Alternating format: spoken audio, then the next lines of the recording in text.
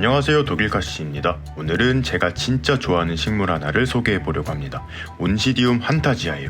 꽃도 귀엽고 예쁘고 덩치도 작아서 자리 차지도 많이 하지 않고 무엇보다 향기가 정말 예술이거든요. 최근 꽃시장 투어에서 굉장히 많이 소개를 했고 강추한다고 말씀을 드렸는데 많은 분들이 저건 어떻게 키워야 하나 고민을 많이 하시고 질문도 많이 주셨어요.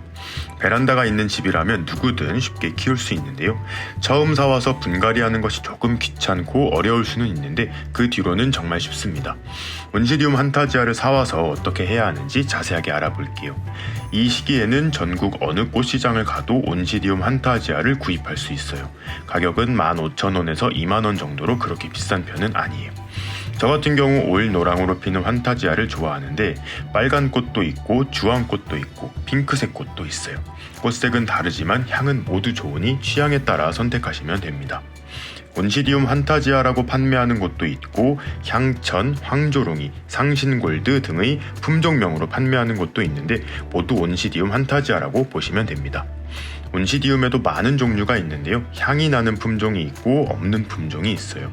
저는 향이 좋은 품종들을 위주로 키우고 있습니다. 무늬 샤리베이비입니다. 샤리베이비를 조직 배양하는 과정에서 탄생했는데 3년 전 생일 선물로 받았어요. 샤리베이비도 향이 굉장히 좋은데 초콜릿 향기가 진하게 납니다. 역시 지금 시기에 꽃시장에서 많이 판매를 하는데 저희 집에서는 항상 4월 전후로 꽃을 피워요. 이거는 윌소나라 트로픽 브리즐이라는 온시디움이에요. 아직은 덩치가 작지만 온시디움 중 가장 크게 자라는 품종 중 하나입니다. 꽃대도 2m 정도로 길게 자라요. 역시 4월 정도에 꽃을 올려줄 것으로 예상합니다. 이거는 저희 집에서 가장 오래된 온시디움이에요. 역시 샤리베이비인데 5년 전에 이원난농원에서 구입을 했어요.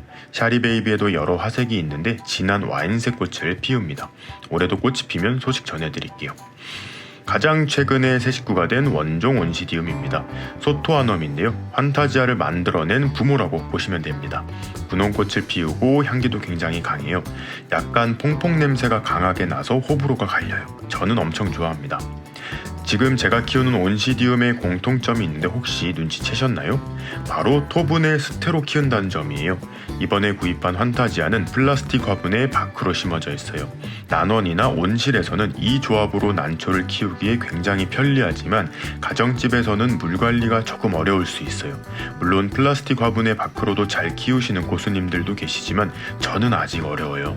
그래서 토분의 수태를 이용해 키우는데요. 지금부터 자세한 과정을 설명해 드릴게요. 플라스틱 화분 옆을 주무르면 툭툭 소리가 나면서 화분과 뿌리가 분리가 됩니다. 화분과 뿌리가 분리가 되었으면 밑둥을 잡고 좌우로 살살 흔들면서 빼내면 다치지 않고 빠져요. 뿌리가 굉장히 튼튼하고 많이 자라 있습니다. 기존 식재인 바크를 제거해야 하는데요. 꽃챙이를 이용하면 뿌리 사이사이에 있는 바크들을 쉽게 제거할 수 있어요. 아래쪽에서 보면 중간 부분은 뿌리가 거의 없는 모습을 볼 수 있습니다. 대부분의 뿌리들이 화분 겉면을 감싸는 식으로 자라 있어서 어렵지 않게 바크를 제거할 수 있어요. 3분의 2 정도 바크가 떨어져 나갔습니다. 이제는 윗부분 바크도 같은 방법으로 제거를 하는데요. 아래쪽 바크를 제거할 때보다 조금 어렵더라고요. 이걸 하다 보면 뿌리를 확 다 잡아 뜯고 싶은데 인내심을 가지고 천천히 해보세요. 천천히 하다 보면 이렇게 깨끗하게 바크가 제거됩니다. 이제 흐르는 물에 깨끗하게 씻어줘야 하는데요. 이 과정에서 미처 떨어지지 않은 바크와 바크 가루, 비료 부산물 같은 것들이 씻겨나가요. 혹시 뿌리가 까맣게 죽어있는 경우에는 소독한 가위를 이용해 흰 뿌리만 남겨두고 잘라주세요. 자, 이제 화분에 심어보도록 하겠습니다. 수태를 물에 불려서 물기를 잘 짜주세요. 그리고 군데군데 섞여있는 이물질 같은 것들을 골라냅니다. 종종 저런 이물질이 화분 안에서 부패하는 일이 생길 수 있기 때문이에요. 수태는 뉴질랜드산 수태를 구입하는 것이 좋은데 인터넷에 뉴질랜드 수태라고 검색을 하시면 쉽게 구입을 하실 수 있어요. 예전에는 큰 용량만 판매를 했는데 요즘에는 소포장된 수태를 판매하고 있어서 필요한 만큼만 주문해서 사용하고 있습니다. 가격도 많이 비싸지 않아요. 저는 이 수태를 굉장히 유용하게 사용하는데요. 주로 난초들을 키울 때 사용하고 요즘에는 벌레잡이 제비꽃을 키울 때도 사용을 하고 있습니다. 어린 식물들 잎꽂이 할 때에도 이 수태를 잘 활용하고 있어요. 기존 화분보다 조금 더 큰 토분을 준비합니다. 저는 지름 14cm짜리 독일 토분을 사용했어요. 제 경우 수태와 토분 조합으로 키우는 것이 가장 잘 맞는 것 같아요. 물 관리도 쉽고 난초의 성장도 가장 좋았습니다. 물에 불린 수태를 크게 한 주먹 쥐고 꾹 짠 후 톱은 가장 아래에 넣어줍니다. 아까도 말씀드렸다시피 뿌리는 화분 겉면에 주로 자라있기 때문에 가운데가 비어있어요. 이 안에 수태를 넣어줍니다. 역시 수태를 크게 한 주먹 쥐어 물기를 꾹 짜고 넣어주는데요. 물을 꾹 짠 후 살짝 부풀어 올랐을 때 넣어줍니다. 그리고 뿌리를 한번 살짝 오므린 다음 수태를 깔아둔 토분 안에 넣어주는 거예요. 높이가 딱 맞죠? 카틀레아 같은 경우 전진 촉을 확인한 후 묵은 촉을 화분 한쪽 면에 쏠리도록 심어주는데, 온시디움 같은 경우 새 촉이 사방에서 나오기 때문에 딱 가운데에 위치시키면 됩니다. 이제 남는 공간에 수태를 채워줄 건데요. 반주먹 정도 쥔 후 물기를 꾹 짜서 빈 공간에 넣어줄 거예요. 온시디움을 한쪽으로 살짝 밀어준 뒤 수태를 넣어주고 반대 방향으로 돌려서 또 살짝 밀어준 뒤 수태를 넣어줍니다. 그러면 온시디움이 홀로 잘 서 있을 수 있게 돼요. 그 뒤로는 쉽습니다.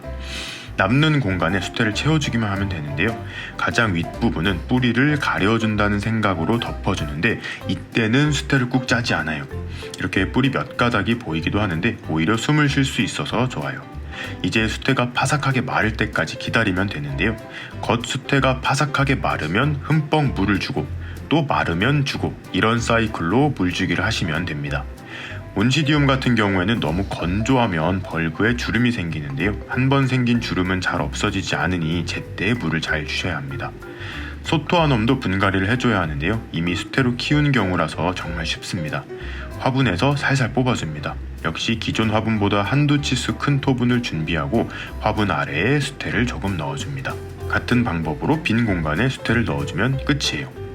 오늘 분갈이한 환타지아도 성장이 활발하다면 내년에 꽃을 피운 후 조금 더 큰 화분으로 옮겨줄 거예요. 물론 새로운 수태를 조금만 추가해서요.